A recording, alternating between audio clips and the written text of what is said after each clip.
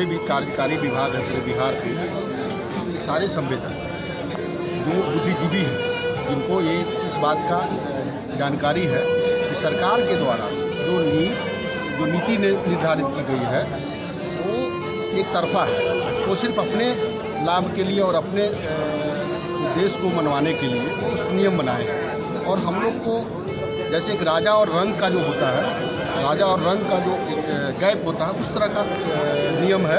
एक राजनामा में हम लोगों को कार्य करने के समय में बहुत सारी परेशानियाँ होती है, जिसको ये लोग सुधारने के लिए तैयार नहीं होते हैं और उसके चलते हम लोगों को बहुत परेशानी हो रही है।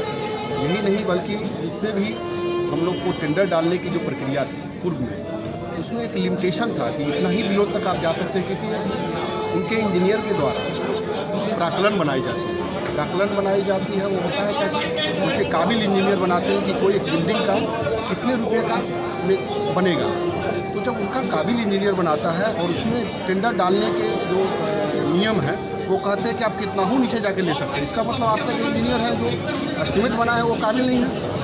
अगर काबिल हैं तो फिर उसके नीचे डालने के वाले कॉन्ट्रैक्टर को आप अमान्य कीजिए। ये व्यवस्था होनी चाहिए, तब आपकी गुणवत्ता से कार्य होगी, प्लस आपको समय पे कार्य किया जाएगा। तो जो संवेदक जिनके पास नहीं व्यवस्था है, नहीं जानकारी है, वो बेचारे बिलो डाल देते हैं।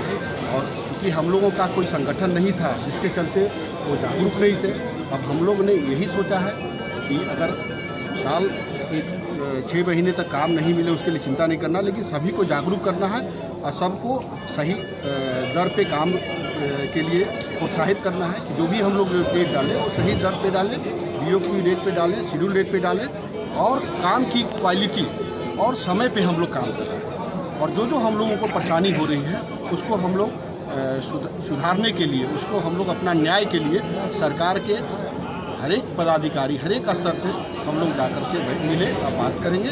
और ये जो अन्य राज्यों में हम लोगों के प्रतिनिधिमंडल के एक सदस्य होते हैं, तो उसके लिए सिविल ऑपरेट हो या कोई भी निर्णय करना हो, तो मेरा भी एक सदस्य हो, जो कोई भी पॉलिसी डिसाइड होती है ये टेंडर से संबंधित, संवेदक से संबंधित, तो उसमें हमारा भी आदमी हो, हमको भी उसके लिए, क्योंकि हम जब देश का निर्माण में हमारा सहभागिता है, हम एक छोटा सा एक धरौंदा से लेकर के समुद्र के पुल तक बनाते हैं, पूरे विश्व का हम निर्माण करने का काम करते हैं। साहब हमारे पास कुछ एक्स्ट्रा गुण होगा ना, हम इतने सारे चीज़ जब बर्दाश्त करके, और हम जंगल से भी रास्ता निकाल देते हैं, पहाड़ को भी काट करके टनल बना देते हैं, तो फिर हमारी बात को क्यों नहीं सुनी जाती है?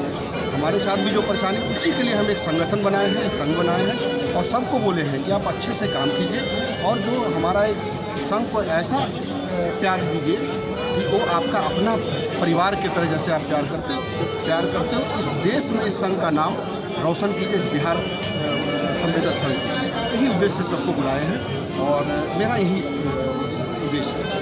टेंडर की प्रक्रिया यही होती है कि जो कम देगा उसको मिलेगा। हाँ। अगर आप एक प्लेटफॉर्म पे आएंगे तो कैसे तय करेंगे कि अगर सबको एक ही रेट डाल देगा तो लॉटरी पद्धति से उसको मिलेगी। जिस भाई को मिला, अगर आप 5 काम करते हैं और आपको 10% 15% बिलो पे लेते हैं, और आप अगर वही एक काम साल में करेंगे उतना ही अगर आपको लाभ होगा एक काम में, और उससे और 4 जो काम बचेगा वो 4 भाइयों को बढ़ जाएगा। तो हम अगर उचित अपना मुआवजा, उचित अपना मजदूरी के लिए काम करेंगे तो सेम मेहनत में अच्छी काम भी होगा और उससे जो उनको मिलना चाहिए लाभ, उतना लाभ मिलेगा। लॉटरी सिस्टम में आपको नहीं लगता कि यहाँ भी भ्रष्टाचार हो सकता है? भ्रष्टाचार, चूँकि हम लोग जब एकजुट हो गए तब भ्रष्टाचार नहीं हो सकता। हम लोग अगर एक संगठन के अंतर्गत, एक संघ के अंतर्गत काम करेंगे तो हमारे अंदर एक भावना उत्पत्ति होगी, भावना पैदा लेगा जिसमें हम सबको लिखेंगे। सर, आपने कहा कि सरकार जो है आपके अनुकूल नहीं है, आपकी जो जैसी नीतियाँ निर्धारित करती है वो आप लोग के अनुकूल नहीं है, तो जिन मुद्दों में आप लोग महसूस करते हैं उन मुद्दों से आप सरकार को परिचित करवाएंगे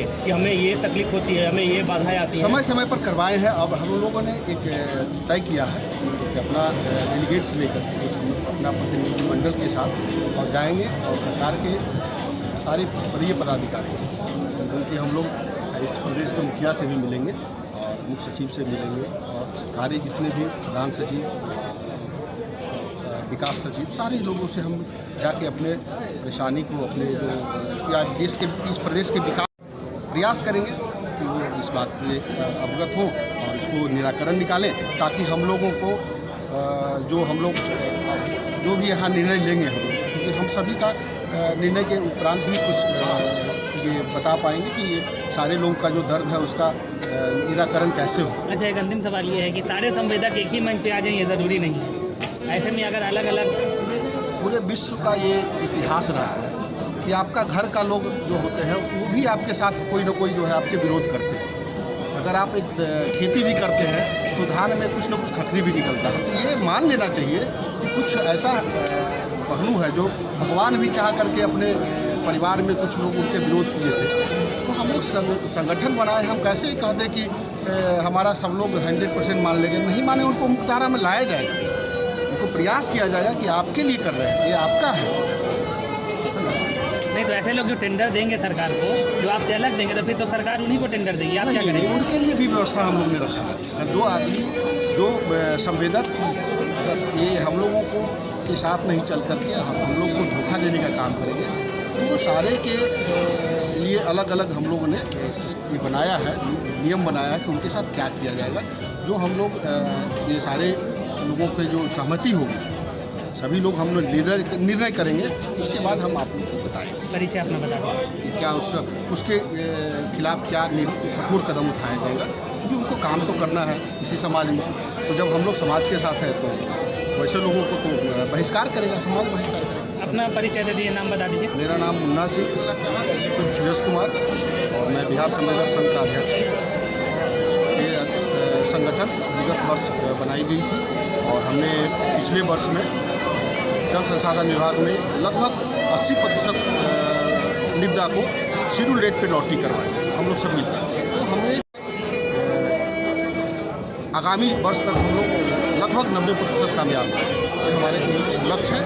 और इस लक्ष्य के साथ और उसके बाद अगर हमारा ये संगठन जो बनती है, तो इस संगठन के माध्यम से जो हम लोग सहयोग राशि लेंगे सारे संवेदक से, और उसमें गरीब लोगों के बच्चों को जो टैलेंटेड है, प्लस जो गरीब जिनको बीमार हैं उनको हम लोग मुफ्त में इलाज कराएंगे। इस राजधानी में लोगों को स्किल डेवलपमेंट करने के लिए सारे जो भी बेरोजगार इंजीनियर हैं, बेरोजगार अन्य जो युवा हैं, उनको हम लोग स्किल डेवलप करके और संवेदक के यहाँ नौकरी दिलवाएं, हमारा ये लक्ष्य है। ठीक है।